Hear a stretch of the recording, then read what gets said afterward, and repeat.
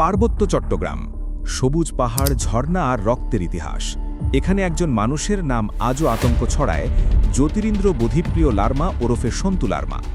কে এই সন্তু লার্মা? জন্ম 1944 সালে। তার বড় ভাই মানবেন্দ্র নারায়ণ লার্মার মৃত্যুর পর তিনি পার্বত্য চট্টগ্রাম জনসংহতি সমিতি বা পিসিজিএসএস এবং তার সশস্ত্র শাখা শান্তি বাহিনীর নেতৃত্বে আসেন। আনুষ্ঠানিকভাবে পার্বত্য জনগোষ্ঠীর অধিকারের লড়াইয়ের কথা বললেও সমালোচকদের অভিযোগ তিনি ছিলেন বাংলাদেশের অখণ্ডতার বিরুদ্ধে চক্রান্তের প্রধান কারিগর। জাহাঙ্গীরনগর বিশ্ববিদ্যালয়ের রাষ্ট্রবিজ্ঞান বিভাগের অধ্যাপক ডক্টর তারেক শামসুর রহমান স্পষ্টভাবে বলেছেন, সন্তু লার্মা চায় না পার্বত্য চট্টগ্রামে বাঙালিরা থাকুক। তাকে এই অধিকার কে দিয়েছে?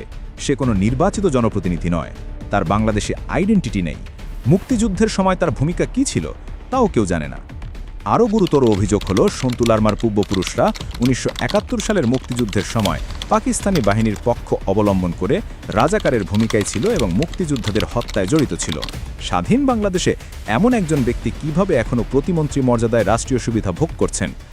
1970-এর দশক থেকে শান্তিবাহিনী ভারতের আশ্রয় প্রশিক্ষণ নিয়ে বাংলাদেশের বিরুদ্ধে সশস্ত্র যুদ্ধ চালায়। তাদের লক্ষ্য ছিল রাঙামাটি, খাগড়াছড়ি ও বান্দরবন নিয়ে একটি পৃথক রাষ্ট্র গঠন। সবচেয়ে ভয়ঙ্কর অধ্যায়গুলোর একটি লংগদু গণহত্যা। দিবাগত রাত 2টা থেকে পরদিন সকাল 7টা পর্যন্ত রাঙামাটির লংগদু উপজেলায় ঘুমন্ত বাঙালিদের উপর ঝাঁপিয়ে পড়ে শান্তিবাহিনী।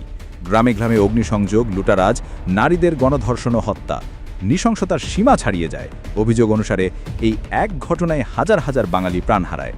এরপর আসে 29 এপ্রিল 1986 পানছড়ি গণহত্যা। রাত 9টা থেকে 1টা পর্যন্ত 4 ঘণ্টায় পানছড়ি, লোগাং, লতিবানসহ বিভিন্ন এলাকায় নিরস্ত্র বাঙালিদের উপর হামলা। লাঠি দিয়ে পিটিয়ে, দা দিয়ে কুপিয়ে, জবাই করে আগুনে পুড়িয়ে হত্যা। বেসরকারি হিসেবে 853 জন নিহত, শত শত আহত, হাজার হাজার অপহৃত, 6000-এর বেশি বাড়ি পুড়িয়ে দেওয়া হয়।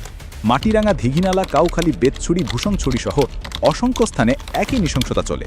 অভিযোগ অনুসারে সন্তু লার্মার নেতৃত্বে শান্তিবাহিনী প্রায় লাখখানেক বাঙালিকে হত্যা করেছে। 4 দশক পেরিয়ে গেলেও আজও কোনো বিচার হয়নি। সন্তু লার্মা পাহাড় থেকে বাঙালিদের উচ্ছেদ করতে উপজাতিদেরকে আদিবাসী বলে প্রচার চালাচ্ছেন, যা বাংলাদেশের সংবিধান বিরোধী। সংবিধানে তাদের উপজাতি হিসেবেই স্বীকৃতি দেওয়া হয়েছে। 1997 সালে শান্তি চুক্তির মাধ্যমে শান্তিবাহিনী অস্ত্র সমর্পণ করে। সন্তু লার্মা আঞ্চলিক পরিষদের চেয়ারম্যান হন প্রতিমন্ত্রী মর্যাদায়। কিন্তু চুক্তির পরও পার্বত্য অঞ্চলে অস্থিরতা কমেনি, বরং বেড়েছে।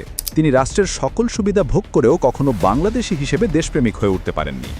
ফ্যাসিস্ট শক্তির দোসর হওয়া সত্ত্বেও তার স্ট্যাটাসে কোনো পরিবর্তন আসেনি। সব সরকারের আমলে তিনি সুবিধাভোগী হিসেবে টিকে আছেন। তার স্বার্থ ছাড়া কিছুই দেখেননি। নিয়মিত চিকিৎসার মামে তিনি প্রায়ই ভারতে যান। 2023 সালে তিনি ব্যক্তিগত সফরে কলকাতা হয়ে দিল্লিতে গেছেন। 2025 সালের মে মাসে 29 দিনের ছুটিতে আকাউরা সীমান্ত দিয়ে ভারতে গেছেন। সর্বশেষ 3 মে 2026-এও তিনি ঢাকা থেকে ইন্ডিগো ফ্লাইটে কলকাতায় গেছেন। তার মেয়ে জুলিয়ানা লার্মা ও জামাই প্রধীর তালুকদার কলকাতায় স্থায়ীভাবে বসবাস করেন। তার এবারের সফরের উদ্দেশ্য কি চিকিৎসা না প্রযুক্তি? তার নাতনি অগাস্টিনা চাকমা সম্প্রতি জাতিসংঘে বাংলাদেশ বিরোধী প্রচারণা চালায়। অনেকে তাকে ভারতীয় গোয়েন্দা সংস্থা রয়ের সঙ্গে যুক্ত বলে অভিযোগ করেন। সবচেয়ে বড় প্রশ্ন, এত অর্থ ও সম্পদের যোগান আসে কোথা থেকে? পার্বত্য চট্টগ্রামের জমি সম্পত্তি ব্যবস্থাপনায় তার প্রভাবশালী ভূমিকা থাকা সত্ত্বেও পরিবারের সদস্যরা বিদেশে আয়েশি বিলাসবহুল জীবন কিভাবে নিশ্চিত হয়?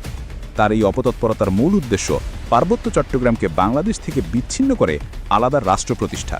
এর পেছনে মার্কিন সাম্রাজ্যবাদী শক্তি, ইহুদি লবি এবং সিএসটি কমিশনের মতো সংস্থা কাজ করছে বলে অভিযোগ উঠেছে।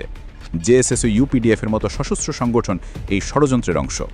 দেশীয় কিছু মানবাধিকার সংগঠন, এনজিও এবং তথাকথিত সুশীল সমাজ ছদ্মবেশে অর্থ সাহায্য দিয়ে চলছে। এই অর্থের বড় অংশ নাকি মায়ানমার ও ভারত থেকে অস্ত্র সংগ্রহে ব্যয় হয়।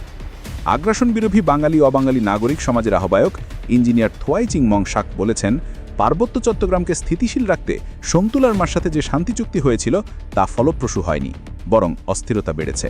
ভারতের সাথে সম্পর্ক রেখে পার্বত্য চট্টগ্রামকে ভারতের অঙ্গরাজ্য বানানোর ষড়যন্ত্র চলছে। কুকি চীনের পোশাক উদ্ধার এবং সন্তু লার্মার ভারতে অবস্থান উদ্বেগজনক। সন্তু লার্মা আজও পার্বত্য চট্টগ্রাম আঞ্চলিক পরিষদের চেয়ারম্যান।